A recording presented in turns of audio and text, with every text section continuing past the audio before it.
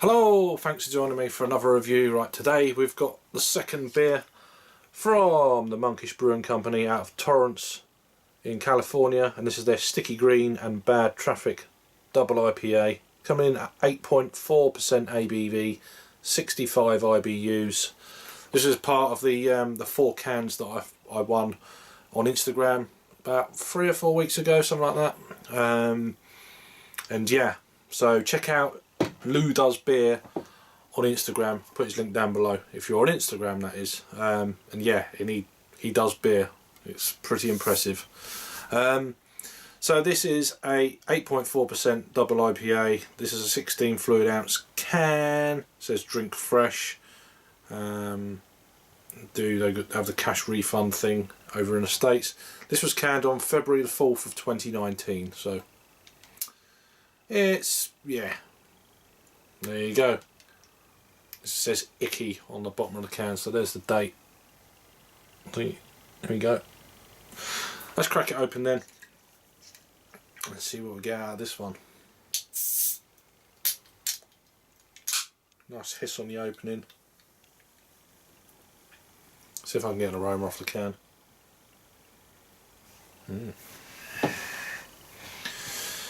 Beer in the glass then.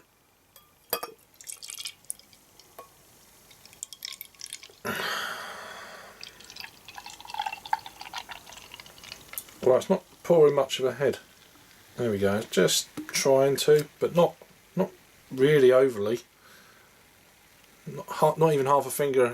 It's dying down already. White head. Yeah. So into the light, yeah, murky. Look at that orange. I mean, it's looking a lot darker on camera actually than it is with the light. I mean, there is light bleeding through the top here. It just looks like orange juice. Look at that. Let's get an aroma then. Incidentally, this is a double IPA brewed with Nelson, Mandarina, Bavaria, Mosaic and Citra.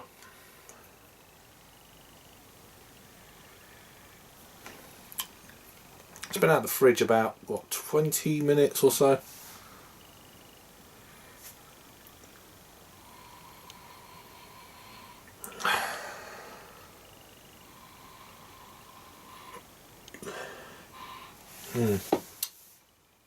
It's actually a little bit more subdued than I was expecting it to be. And it's still relatively fresh as well. I'm getting a lot of kind of, yeah, the more I'm getting the aroma, the more I'm getting a lot of kind of savoury notes. There's a slight kind of, there's a slight sweetness to the malt, but not overly. Yeah, but there's other kind of, I think it's maltness going on with the beer that I'm picking up, but not in an unpleasant way. There's like a slight brown bread, maybe a crackery kind of thing, but then there is that mango, warming mango kind of aroma. Wow, it's just, I think it just so well kind of blended in together. There's not one thing actually coming through in any kind of aroma. You can almost smell the mouthfeel, if that makes sense. It's just, it smells very kind of soft. I'm getting bits of grapefruit, bits of, you know the normal kind of aromas you get out of a double IPA. Not getting the ABV on the aroma.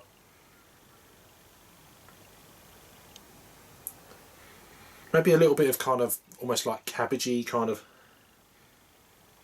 a slight bit of garlic, oniony garlic thing, but it's very low. Let's just go in and see what we get on the taste. Cheers. Cheers, Lou.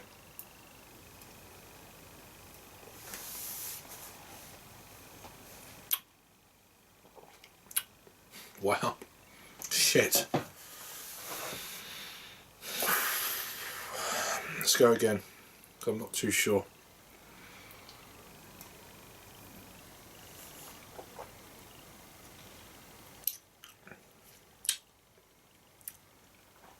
God damn. Wow. The mouthfeel is so incredibly smooth. There is a little bit of sharp bitterness on the back end, but not. It's not. I mean, it says 65 IBUs according to Untapped. I'm actually looking at the Untapped, the standard one. There's lots of variants like years on the side, other variants of this same beer. I didn't want to do that. I'm going straight to the normal one and doing it from that. There's different. Even the cans. There's some with black lettering. Some with the green lettering that I've got here is the main one, obviously recent.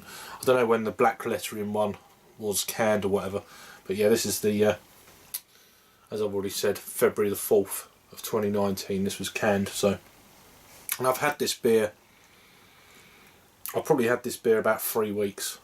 It's just been sitting in the fridge. It come across from New York, and I want it to just settle down. I'm going to drink it in a relatively kind of decent period of time. It was my birthday, well, it's the Sunday, yesterday was my birthday, so I didn't even really fancy a beer yesterday. Today I do. It's the way it is sometimes with me. It doesn't have to be my birthday to have a beer and all that sort of thing. But yeah, back to this, North Waffle. Very light. There is a slight sweetness at the front end, but then you're going into this kind of mango. It's almost like a mango smoothie. Pineapple, grapefruit. There is a little bit of kind of dankness there. Oniony, garlic lurking in the background sort of thing. Bit of passion fruit. There is a slight almost earthiness as well. Not in an unpleasant way. It's not one of them drying out earthiness. And then the more I'm drinking it, the more I'm getting a kind of a pine needly kind of stewed pineapple, stewed pine needles kind of thing. Fried garlic and onions. There's definitely more coming through. It's almost like a slight spruce tips and stuff like that.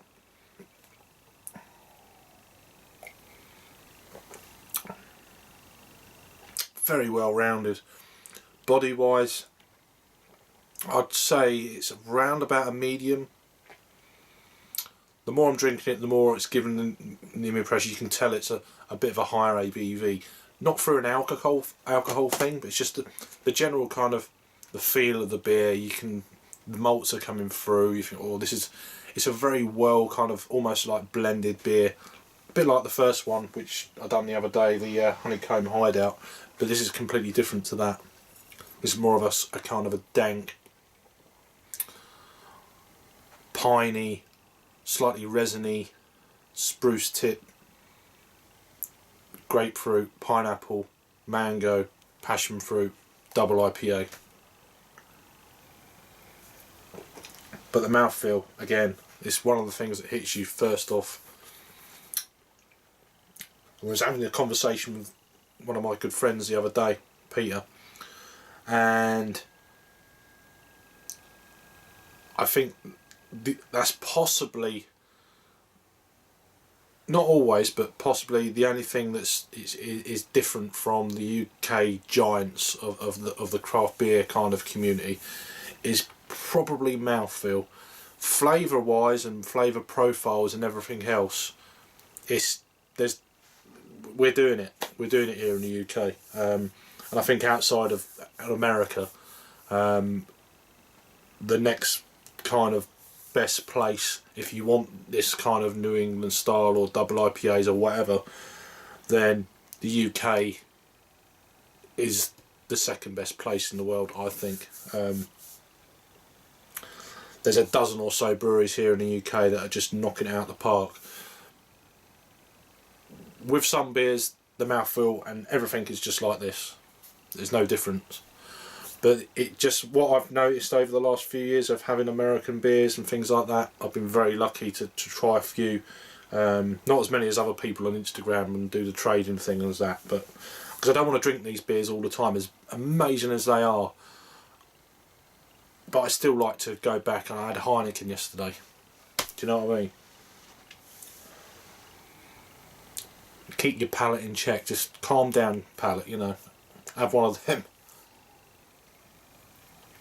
But yeah, getting back to it, some beers that some breweries do in the UK are on this level, without a doubt. Every now and again they'll nail the mouthfeel as well as the taste, just like this one. And a lot of them, the American breweries that do this sort of thing. But then there is quite a lot that don't. I think that's the only difference, I would say. This beer is stunning, absolutely stunning. It's just going down so easy. I've still got more in the can. I thought it was all in the glass, so that's a result. If I could get more of this stuff, you know, special occasion, Christmas, birthdays, you know, that sort of thing, bottle share, just, you know, every now and again, I'd love to get hold of this sort of stuff, like everyone else.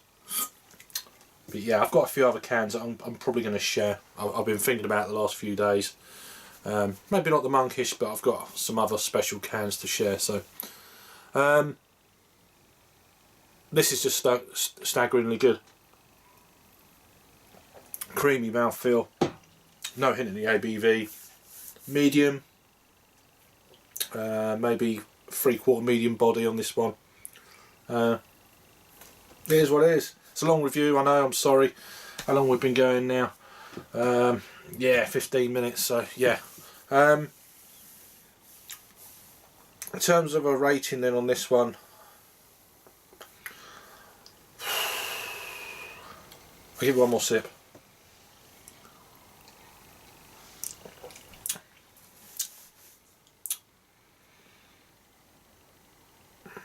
It's damn good. It's damn good, isn't it? It's almost, I'd say it's almost a 10 out of 10 beer. It's in that kind of realm. It's world class. For my palate, it's world class. I'm going to give it a 4.75 out of 5 on the Untapped scale, so that's a 9.5 out of 10. It's world class, it's staggeringly good. Why is it not a 5 or 5?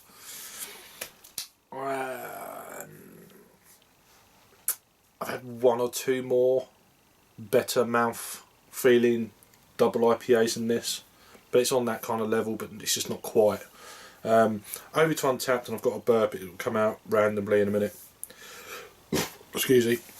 Right, 2,563 total check-ins of this beer, and that's since 29th of May of 2016, so they've done various batches of this, obviously. It's had 2,055 ratings. It's coming in at a huge, for Untapped kind of scale, 4.37. So I'm giving this a 4.75. I don't know what the other people are scoring this that are knocking that down. It's probably their first double IPA, or, you know, after drinking some macro lagers, and they probably thought, don't like it, it's too bitter, or blah blah blah blah, and they've given it a 3 or, you know, or 2.5 or something like that. There you go. But that's it. Just I'm waffling on now. So yeah, check out Lou. Lou does beer on Untapped. He's on Untapped as well. But yeah, check him out on Instagram. I really do appreciate you sending me this over, and giving us the chance to try and win something like this over here in the UK, because the old postage is astronomical. So anyway, I'm really waffling. It's a long review. Apologies if you made it this far and you've not subscribed, then you may as well do that as well, because I've obviously done something right. Anyway, this is Sticky Green and Bad Traffic from Monkish. Their double IPA, 8.4% ABV from California. Thanks for watching this long review, Peter, Clueless Drinker style, and I'll see you on the next review. Cheers.